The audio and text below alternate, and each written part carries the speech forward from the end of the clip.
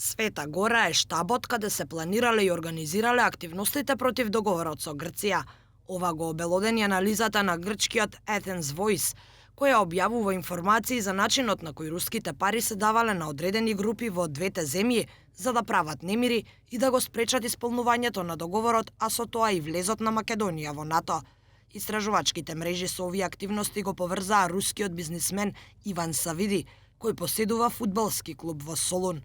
Савиди своевремено живеел во Ростов, каде живеел и собственикот на Вардар Сергеј Самсоненко, а токму членови на навивачката група на неговиот клуб се појавуваат како организатори на насилни настани.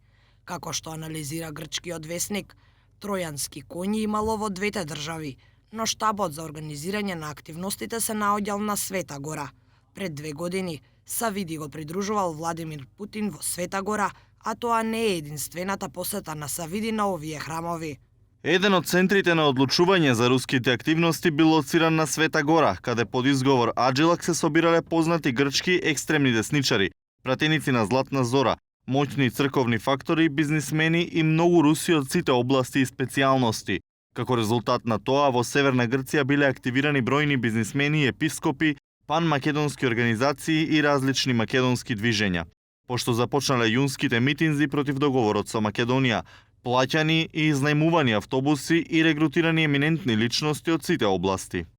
По подпишувањето на договорот со Грција, токму монасите од Света Гора беа меѓу првите кои испратија соопштение дека се против решението на спорот. Тие истакнаа дека не се откажуваат од македонскиот идентитет и ја повикаа грчката влада да си ја преиспита одлуката. Меѓу лицата од Македонија, за кој е познато дека порано ја посетувале Света Гора, е и расчинетиот владика Јован Вранишковски, кој пред 10 дена беше вратен од грчка граница со образложение дека постои судска забрана за излез од земјава. Еден ТВ го праша Вранишковски дали е поврзан со грчкиот бизнисмен и дали патувал кон Света Гора на 9 месецов.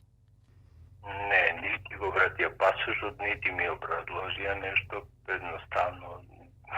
Како е да е по лавиринти сето затворено, не може од никаде да се добие информации. Така, каде патувавте вие? Во Грција. Дали може би патувавте кон Света Гора? Не. Зошто? Дали се познавате со оној руски бизнисмен во Грција Савидис? Не се познам. Речи си во исто време, влез во Грција му беше забранет и на членот на комитите Александар Колевски, познат како Жути, кој во Грција беше прогласен за персона нон грата со образложение дека представувал опасност за јавниот мир и безбедност, внатрешната безбедност и меѓународните односи на Грција. Колевски на новинарите им кажал дека не е закана, не земал пари и дека се што направил е од љубов кон земјата. Колевски е еден од поистакнатите членови на навивачката група Комити.